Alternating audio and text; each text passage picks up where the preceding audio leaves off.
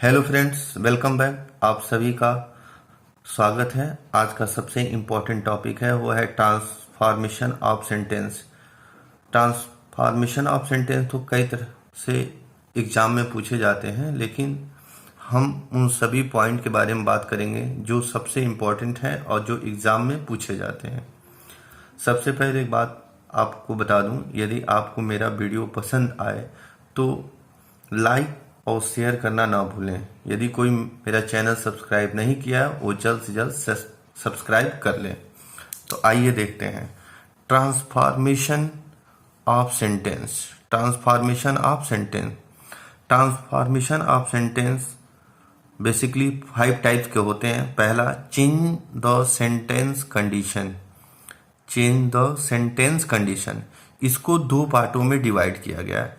पहला based on syntax, दूसरा based on tense.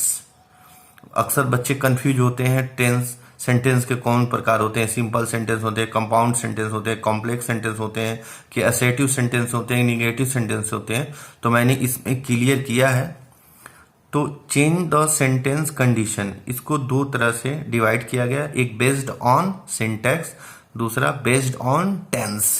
Tense के आधार पे। पहला क्या है? सिंटैक्स के आधार पे। सिंटैक्स के आधार पे देखा जाए तो टेंस 4 टाइप के होते हैं। पहला सिंपल सेंटेंस, दूसरा कंपाउंड सेंटेंस, तीसरा कॉम्प्लेक्स सेंटेंस, चौथा जो है वो कंपाउंड कॉम्प्लेक्स सेंटेंस है। लेकिन बेस्ड ऑन टेंस के आधार पे देखा जाए तो पहला क्या होगा? असर्टिव सेंटेंस, दूसरा क्या होगा? निगेटिव सेंटेंस, तीसरा क्या होगा? इंट्रोगेटिव सेंटेंस, चौथा क्या होगा? ऑप्टेटिव सेंटेंस, और पांचवा जो होगा वो क्या होगा? Exclamatory sentence. क्या होगा? Exclamatory sentence. तो ज्यादातर बच्चे इसी में कंफ्यूज होते हैं, इसीलिए मैंने लिख दिया based on syntax, based on tense. ठीक है। दूसरा जो सबसे इंपॉर्टेंट होता है, पूछा जाता है एग्जाम में, रिमूव टू के बारे में। रिमूव टू के बारे में एग्जाम में बहुत ही ज्यादा पूछा जाता है। ठीक है, रिमूव टू, इसके बारे में भी हम लोग देखेंगे। तीसरा जो एग्जाम में पूछा जाता है, यूज टू। टू की यूज कहाँ कहाँ होता है, कैसे होता है, उसके बारे में। तीसरा जो होता है सबसे इम्पोर्टेंट, चौथा जो होता है सबसे इम्पोर्टेंट, वो होता है चेंज द डिग्री। डिग्री को चेंज करने के लिए आता है, जैसे कि पॉजिटिव डिग्री को कंपैरेटिव डिग्री में, या सुपरलेटिव डिग्री में बदलने के लिए, या कंपैरेटिव को पॉजिटिव या सुपरलेटिव में बदलने के लिए, या सुपरलेटिव को पॉजिटिव या कंपैरेटिव में बदलने के लिए। और पांचवा जो होता है एक्टिव एंड पैसिव। लगभग सभी लोग जानते हैं एक्टिव पैसिव। तो एक्टिव को पैसिवाइज में बदलने के लिए आता है, पैसिव को एक्टिव में बदलने के लिए आता है एग्जाम में। तो ये 5 टाइप के होते हैं ट्रांसफॉर्मेशन बेसिकली। पहला जो है वो क्या है? चेंज द सेंटेंस कंडीशन, और दूसरा क्या है? रिमूव टू, तीसरा क्या है? यूज टू, चौथा क्या है? चेंज द डिग्री, पांचवा क्या है? Active and passive. ठीक है। एक चीज मैं आप लोगों को क्लियर कर देना चाहता हूं, ट्रांसफॉर्मेशन ऑफ सेंटेंस और एक होता है चेंज ऑफ सेंटेंस। तो दोनों में एक अंतर है। क्या है? ट्रांसफॉर्मेशन ऑफ सेंटेंस में कभी भी सेंटेंस की मीनिंग नहीं बदलती है, लेकिन चेंज ऑफ सेंटेंस में मीनिंग क्या होती है? बदल भी सकती है।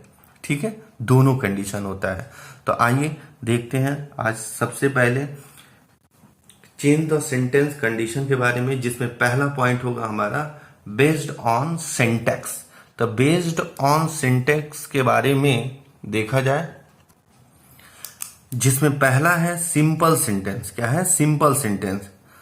जैसे कि बेस्ड ऑन सिंटैक्स पे 4 तरह के होते हैं। सिंपल सेंटेंस होते हैं, कंपाउंड सेंटेंस होते हैं, कॉम्प्लेक्स सेंटेंस होते हैं, कंपाउंड कॉम्प्लेक्स सेंटेंस होते हैं। जिसमें पहला जो है सिंपल सेंटेंस। सिंपल सेंटेंस होता क्या है? A simple sentence is a sentence which consists of one independent मतलब एक स्वतंत्र वाक्य होता है, विथ नो डिपेंड क्लॉज। इस पे कोई डिपेंडेंट क्लॉज नहीं होते हैं, बस एक ही क्लॉज होता है, जिसमें क्या होता है? सब्जेक्ट होता है, वर्ब होता है, और क्या हो सकता है? ऑब्जेक्ट भी हो सकता है। लेकिन सब्जेक्ट और वर्ब जरूर आएंगे जो किसी पे डिपेंड नहीं होंगे। ठीक है। तो अगर जिसमें सब्जेक्ट और वर्ब आया हो वो क्या होगा? सिंपल सेंटेंस होगा। जैसे एग्जाम्पल, आई ईट। अब देखिए यहाँ पे क्या है, एक सब्जेक्ट है, दूसरा क्या है, एक वर्ब है, आई ईट, मैं खाता हूँ। तो ये सिंपल सेंटेंस है। दूसरा क्या है, Canada is a rich country. Canada क्या है, एक रिच कंट्री है। तो एक देखिए सब्जेक्ट है, दूसरा क्या है यहाँ पे हेल्पिंग वर्ब है। जब किसी भी सेंटेंस, एक बात ध्यान रखिएगा, जब किसी भी सेंटेंस में मेन वर्ब नहीं होता है तो हेल्पिंग वर्ब ही मेन वर्ब का काम करता है। ठीक है, तो देखिए एक सिंपल सेंटेंस है ये भी। तीसरा देखिए, some students like to study in the morning. कुछ बच्चे जो होते हैं सुबह के समय पढ़ना पसंद करते हैं। तो देखिए एक सब्जेक्ट है यहाँ पे, और यहाँ पे क्या है, वर्ब है बस, और ये तो कंप्लीमेंट है। ठीक है, उसी तरह चौथा एग्जाम्पल देखिए, I went to the beach. I went to the beach, मैं बीच पर गया, बीच के पास गया। ठीक है, अब देखिए यहाँ पे एक सब्जेक्ट है, सिंगल सब्जेक्ट है, ऊपर भी सिंगल था, यहाँ पे एक वर्ब भी है। तो एक सब्जेक्ट है, एक वर्ब है, जैसा कि मैंने ऊपर बताया है, मैंने यहाँ लिख भी दिया है, सिंगल सब्जेक्ट और सिंगल वर्ब। ठीक है, यहां भी लिखा है, नेक्स्ट एग्जाम्पल दिया है, निशा एंड आई। ये देखिए एक सब्जेक्ट है, सब्जेक्ट के प्लेस पे है, ये पूरा क्या है, ये सब्जेक्ट के प्लेस पे है। ठीक है, यहाँ पे एक वर्ब है, Nisha and I went to the beach. ये कंपाउंड सब्जेक्ट है, लेकिन है तो एक ही सब्जेक्ट ना, मेनली सेंटेंस का सब्जेक्ट तो एक ही है और एक वर्ब है। उसी तरह नीचे देखिए, Nisha went to the beach and swam in the ocean. देखिए सब्जेक्ट तो एक ही है, लेकिन वर्ब इसमें दो दिया है। ये भी सिंपल सेंटेंस है, क्यों, क्योंकि इस वर्ब का यही सब्जेक्ट है और इस वर्ब का भी सब्जेक्ट क्या है, यही है। इस वर्ब का भी सब्जेक्ट यही है, भले एंड से जुड़ा है, लेकिन इस वर्ब का सब्जेक्ट यही है, इस बात को ध्यान रखिए। ये भी सिंपल है, Nisha went to beach and swam in the ocean. यानी स्वान, स्विम का सेकेंड फॉर्म क्या होता है, स्वाम। ठीक है, स्विम मतलब तैरना, स्वाम मतलब तैरी। ठीक है, तो ये देखिए एक सब्जेक्ट है, लेकिन दो दो वर्ब जरूर दिए हैं, लेकिन सब्जेक्ट तो एक ही है ना, इसलिए क्या है, ये भी सिंपल सेंटेंस है। याद रखिएगा सब्जेक्ट एक ही है। ठीक है, next example, Nisha and I return from the beach and went to the sleep. इसमें देखिए सब्जेक्ट के प्लेस पे देखिए निशा एंड आई लिखा हुआ है, और यहाँ पे return from the beach and, अब देखिए एक वर्ब रिटर्न वापस आए, तो वापस आने का काम कौन कहता है, निशा एंड आई। उसी तरह एंड वेंट, दूसरा भी वर्ब इन्हीं सब्जेक्ट के लिए यूज किया गया है, इसीलिए इसमें दो दो वर्ब होने के बावजूद ये सेंटेंस क्या है, सिंपल सेंटेंस है। अक्सर बच्चे कंपाउंड सेंटेंस लगा देते हैं एग्जाम में, लेकिन ध्यान रखना है दो दो वर्ब जरूर दिया गया है, लेकिन ये दोनों वर्ब का प्रयोग इसी सब्जेक्ट के लिए। अब मैंने ऊपर बताया भी है, सब्जेक्ट, वर्ब और ऑब्जेक्ट, यानी सब्जेक्ट प्लेस पे एक क्या, एक दो तीन कुछ जितने भी चाहे नाउन या प्रोनाउन को ऐड कर सकते हैं एंड से, वही मैंने नीचे भी किया हुआ है, आप देख लीजिए। ठीक है, ठीक, तो यहाँ पे क्या है, यहाँ पे एंड से जुड़ के दो सब्जेक्ट आए, लेकिन है तो मेनली एक ही सब्जेक्ट पूरा। एक वर्ब आया इनके लिए, और एक और वर्ब जो आया इन्हीं दोनों के लिए यूज किया गया है। तो याद रखिए सिंपल सेंटेंस में एक सब्जेक्ट, एक वर्ब और एक ऑब्जेक्ट होता है, बहुत ही एग्जाम में आता भी है। दूसरा है कंपाउंड सेंटेंस। दूसरा क्या है, compound sentence. Compound sentence consist of two independent clause join together by a comma and a coordinating conjunction. इसमें क्या होता है, कंपाउंड सेंटेंस में दो क्लॉज होते हैं और दोनों इंडिपेंडेंट होते हैं। इंडिपेंडेंट का मतलब होते हैं स्वतंत्र होते हैं, दोनों मतलब एक दूसरे पे निर्भर नहीं होते। मैंने इसको ब्रैकेट में भी लिखा है, इन देखिए ऐसे होंगे, इंडिपेंडेंट एक क्लॉज आ जाया होगा, फिर यहाँ पे कामा लगाया होगा, फिर कोऑर्डिनेटिंग कंजक्शन दिया गया होगा, और फिर एक इंडिपेंडेंट क्लॉज होगा। यानी एक इंडिपेंडेंट क्लॉज पहले होगा, एक बाद में होगा, बीच में कामा और कंजक्शन से जुड़ा होगा। देखिए एक बात ध्यान रखिएगा, कंपाउंड सेंटेंस में जो कोऑर्डिनेटिंग कंजक्शन आते हैं एग्जाम में, ठीक है, वो कौन कौन से होते हैं, फॉर से या जुड़ा होगा, या तो एंड से जुड़ा होगा, या तो नॉर से जुड़ा होगा, या तो बट से जुड़ा होगा, या तो आर से जुड़ा होगा, या तो यट से जुड़ा होगा, या तो सो से जुड़ा होगा। ठीक है, ये 7 कोऑर्डिनेटिंग कंजक्शन याद रखिए, जहां भी अगर कहीं आते हैं तो समझ जाइए ये कंपाउंड सेंटेंस होंगे। पूरा के पूरा क्लास जो होगा वो कंपाउंड सेंटेंस होगा। जिस सेंटेंस में आपको फॉर दिया हो, अगर कोई दो सेंटेंस फॉर से जुड़ा हो या एंड से जुड़ा हो या नॉर से जुड़ा हो या बट से जुड़ा हो या आर से जुड़ा हो या यट से जुड़ा हो या सू से जुड़ा हो, समझ जाइए वो सेंटेंस कौन सा सेंटेंस होगा, कंपाउंड सेंटेंस होगा। इसको याद रख सकते हैं फैन बॉयज का मतलब एफ फॉर, ठीक है, ए का मतलब एंड, एन का मतलब नॉर, बी का मतलब बट, ओ का मतलब आर, वाई का मतलब एट, यस का मतलब सो। ठीक है, तो आप इसको याद रखिए। ठीक है, इस कोऑर्डिनेटिंग कंजंक्शन 7 है, अगर ये 7 कहीं भी दिखते हैं तो समझ जाइए वो सेंटेंस जो होगा कंपाउंड सेंटेंस होगा। जैसे Radha has a red car, Radha के पास क्या है, एक लाल कार है, बट लेकिन प्रिया हैज अ ब्लू कार, प्रिया के पास क्या है, एक ब्लू कार है। तो देखिए बट से दोनों सेंटेंस जुड़ा है कि नहीं, ये देखिए ये इंडिपेंडेंट सेंटेंस है, ये भी ना ये इस पे डिपेंड करता है ना ये इस पे डिपेंड कर रहा है। भाई राधा के पास एक रेड कार है, प्रिया के पास एक ब्लू कार है, ठीक है, तो ये बट से जुड़ा हुआ है। तो देखिए ये पूरा क्लॉज क्या हो गया, कंपाउंड सेंटेंस हो गया। ठीक है, उसी तरह नेक्स्ट जो है he was tired for he went to bed, मतलब वो थका था इसलिए वो सोने चला गया। ठीक है, अब देखिए एक क्लॉज वहां पे दिया गया वो थका है, फिर दूसरा क्लॉज इधर दे चला गया ही वेंट टू बेड, एक क्लॉज है, यानी दोनों इंडिपेंडेंट है। इन किससे जुड़े हैं ये सेंटेंस, फॉर से जुड़ा हुआ है। उसी तरह Suresh said I could come to his office on Friday or Saturday of next week। अब देखिए एक क्लॉज पूरा ये दिया गया है और दूसरा क्लॉज इधर, ठीक है, तो ये जोड़ा गया है, आर से जोड़ा गया है, तो इसका मतलब आर इस सेंटेंस में आया है, दोनों को जोड़ रहा है, तो इसका मतलब क्या है, कंपाउंड सेंटेंस है। उसी तरह I cooked dinner and he wash the dishes. अब देखिए एक क्लॉज यहां पे दिया गया है, ठीक है, और एक क्लॉज इधर दिया गया, इन दोनों को जोड़ने का काम कौन कर रहा है, एंड। ये सब क्या है, कंपाउंड सेंटेंस है।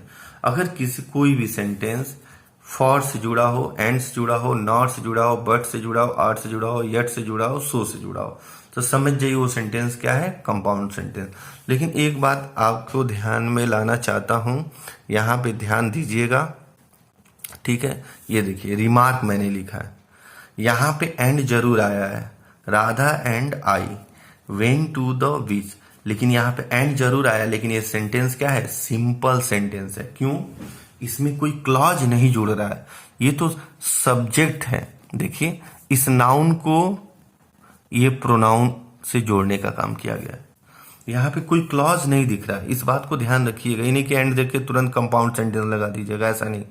क्या है, यहाँ पे देखिए नाउन को प्रोनाउन से जोड़ा गया है, यानी ये टोटल सब्जेक्ट, इनको मिला दिया जाए तो ये सब्जेक्ट है, सब्जेक्ट के प्लेस, इसीलिए सिंपल सेंटेंस में है। इसीलिए एक और मैंने एग्जांपल दिखा है, Radha went to the beach and swam in the ocean. अब देखिए राधा बीच पर गई and swam in the ocean, और ओशियन में नहाई।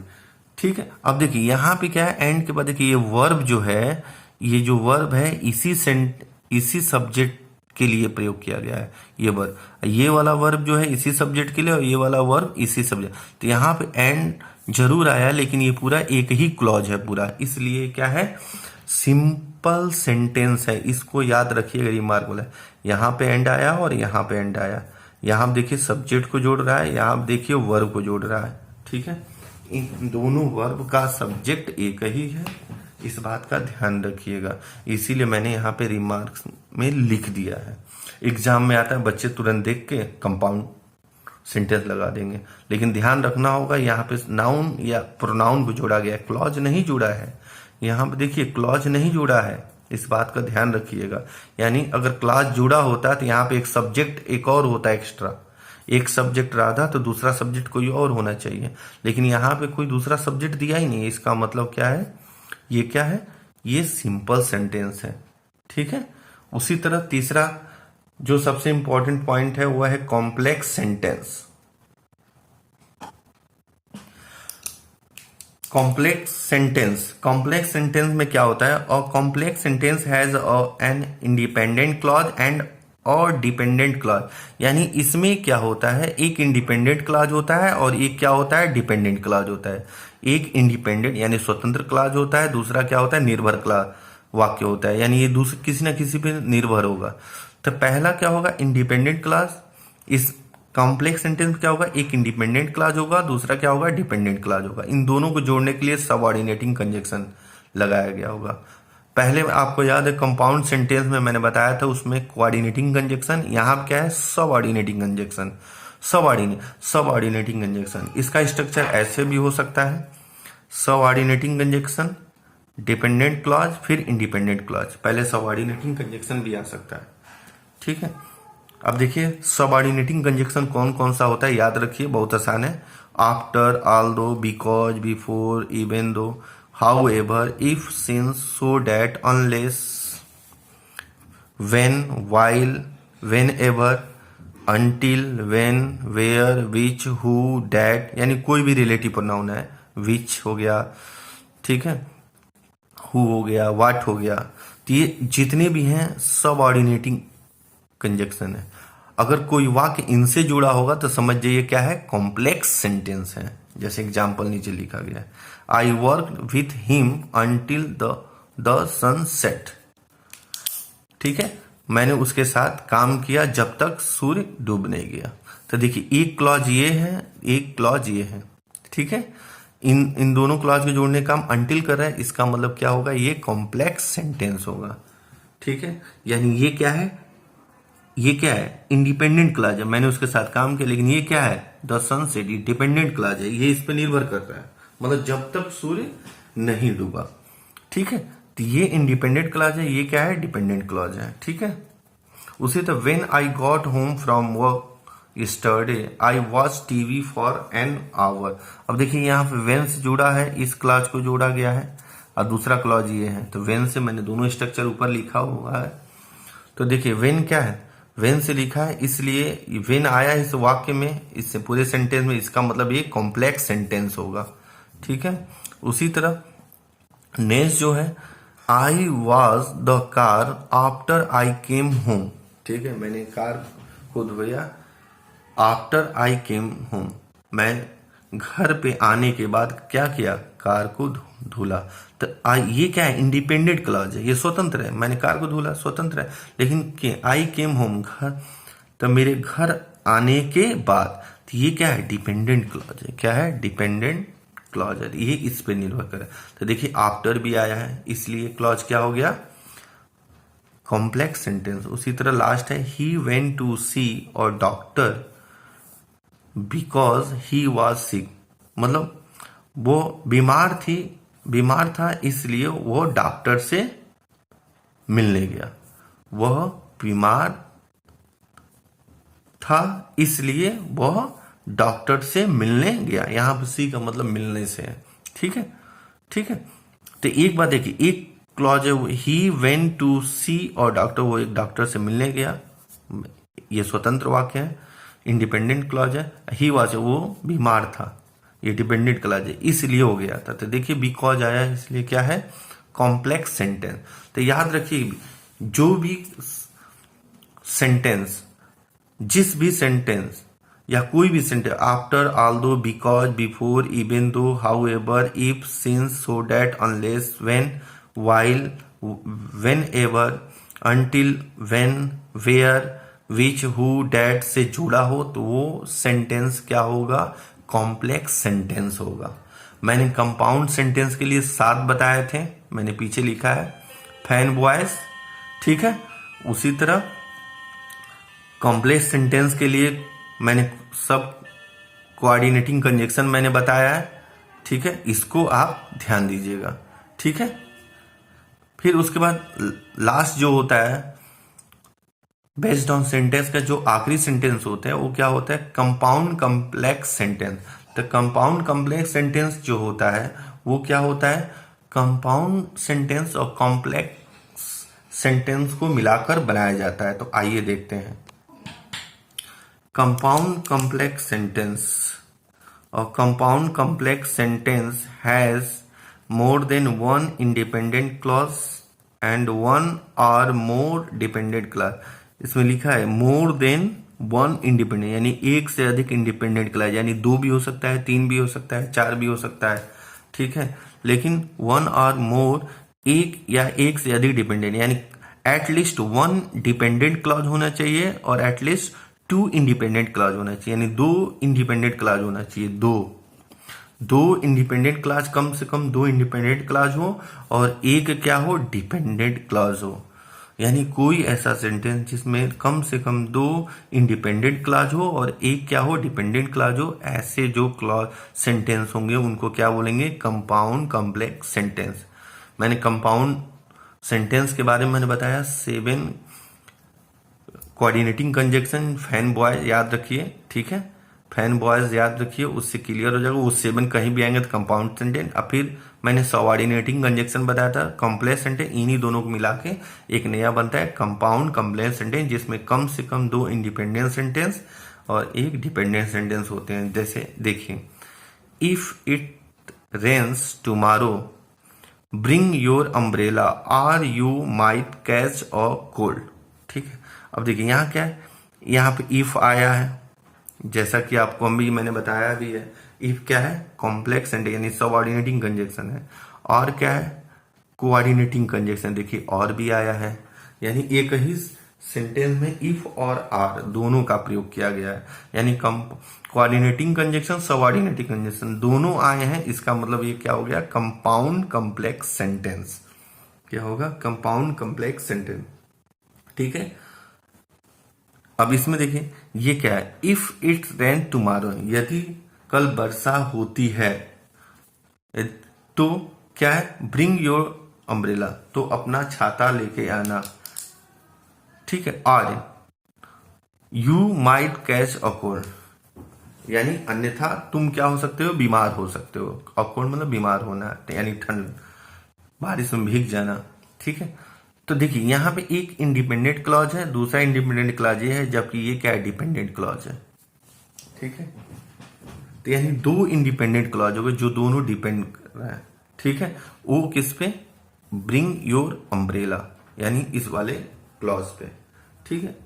उसी तरह Radha cried when her cat got sick but she soon got better, मतलब जब उसकी बिल्ली बीमार हो गई तो राधा रोने लगी, बट लेकिन क्या था, सी सुन गॉट बेटर, बट वो क्या हो गई, जल्द ही ठीक हो गई, ठीक है, ठीक है, ठीक। तो अब यहां पे एक चीज ये देखिए, यहां पे एक वेन आया है सबऑर्डिनेटिंग कंजक्शन, यहां पे देखिए बट आया है कोऑर्डिनेटिंग कंजक्शन, यहां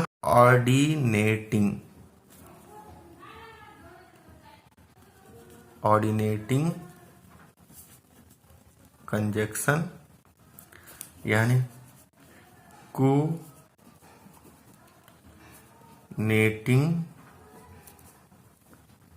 कंजक्शन, दिख रहा है। तो यानी एक ही सेंटेंस में सबऑर्डिनेटिंग कंजक्शन का भी प्रयोग है और कोऑर्डिनेटिंग कंजक्शन का भी प्रयोग किया गया है।